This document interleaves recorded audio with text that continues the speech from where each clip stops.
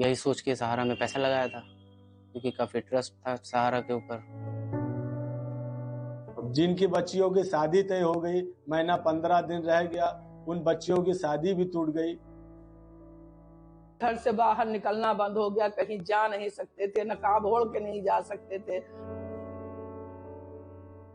ये वो लोग हैं जिन्होंने अपनी सारी जमा पूंजी इस उम्मीद में सहारा में जमा कराई थी कि बदले में उन्हें अच्छा रिटर्न मिलेगा, लेकिन आज ये अपने ही पैसे के लिए दर दर भटक रहे हैं।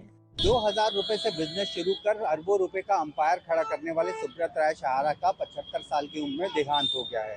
हालांकि सुब्रत राय सहारा पर आरोप है कि उन्होंने अपने निवेशकों का पैसा गलत तरीके से अपनी 2 कंपनियों में इन्वेस्टमेंट किया। हालांकि अब उन निवेशकों का पैसा मिल पाएगा या नहीं, ये हम आपको बताएंगे। निवेशकों को ढूंढते हुए हम लखनऊ से लगभग 160 किलोमीटर दूर बहराइच जिले के नानपारा तहसील पहुंचे। यहाँ हमारी मुलाकात शाहिद से हुई। वो बताते हैं कि किस तरह 10-10 रुपए बचाकर उन्होंने सहारा में करीब 95,000 रुपए इन्वेस्ट किए। ये जब पैसा निकालने गए तो हमने ये उम्मीद से लगाया था कि जैसे बड़ी वाली बिटिया की हमने शादी तय किया था, 3 महीना बाकी था, बातचीत सब हो गई। भाई ये क्या था कि हमें खाने पीने का, मेहमान का इंतजाम करना था।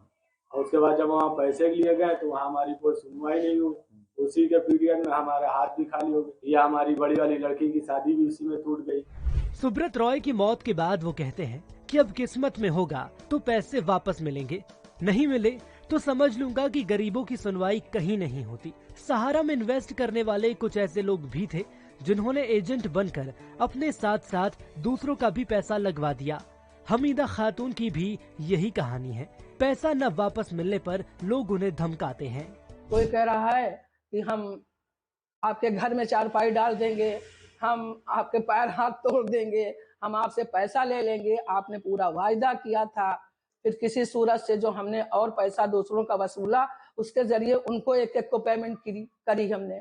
घर से बाहर निकलना बंद हो गया, कहीं जा नहीं सकते थे, नकाब ओढ़ के नहीं जा सकते थे। यहाँ से निकलकर हम हसनगंज मोहल्ला पहुँचे। यहाँ हमारी मुलाकात लक्ष्मी पांडे से हुई। उनको भी पैसे वापस मिलने की उम्मीद थी, लेकिन अब ये उम्मीद टूटती नजर आ रही है। रिटायर का जो मिला है, कुछ बच्चे के पढ़ाई में और कुछ घर में हुआ, और मैंने जमा कर दिया 12-13 लाख। एक बार 5 नहीं हमको मिला न, वही हमने इसी के लिए थोड़ा परेशान भी थी। उन पैसों से क्या करना चाह रही थी? अरे उसको लेकर के, अपना लड़का है तो उसको कुछ अपना नर्सिंग होम वगैरह खुलवाएंगी। यही सब सोच के किए थे कि भविष्य में इन सब पैसों का इस्तेमाल करेंगे घर के लिए, या जो भी इन्वेस्टमेंट ये करेंगी उसमें इस्तेमाल करेंगे। इसलिए यही सोच के सहारा में पैसा लगाया था, क्योंकि काफ़ी ट्रस्ट था सहारा के ऊपर। कुछ लोग ऐसे भी थे जो सहारा की ब्रांच में जॉब कर रहे थे, लेकिन 2012 में कंपनी के डाउनफॉल के बाद ये लोग बेरोजगार होते चले गए। मामला सब 2012 तक ठीक ठाक चला, उसके बाद धीरे धीरे डाउन होता चला गया, टर्नओवर घटता चला गया, पेमेंट कम होता चला गया। उस समय इसी सब आस में रहे कि सब संभावना मिलती रही लोगों को कि इस साल सही हो जाएगा, इस साल सही हो जाएगा, अगले साल सही हो जाएगा।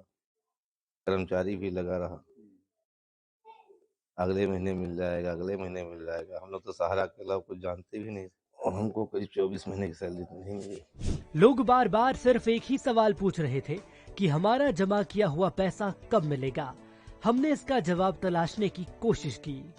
जो कुछ भी होगा वो सेबी के नियमों के अधीन होगा, और ये मामला सेबी इसमें अपनी जांच पूरी कर चुकी है। सेबी आज भी प्रयास कर रही है कि जो पैसा उनके पास है, जिसका कोई क्लेमेंट या दावेदार नहीं आ रहा है, वो पैसा उन तक पहुंचाया जाए। और जिन निवेशकों का पैसा अभी उसमें फंसा हुआ है, निश्चित तौर पर ये केवल कानूनी जो प्रोसीजर मामला है उसके तहत फंसा हुआ है। किसी की बेटी की शादी टूट गई तो किसी का घर बनाने का सपना टूट गया। ये दर्द उन निवेशकों का है जिन्होंने सहारा में अपना पेट काट कर रुपए जमा किए थे। हालांकि सुब्रत राय सहारा की मौत के बाद जहां कुछ निवेशकों की उम्मीद सरकार से है, तो कहीं कुछ लोग खो बैठे हैं।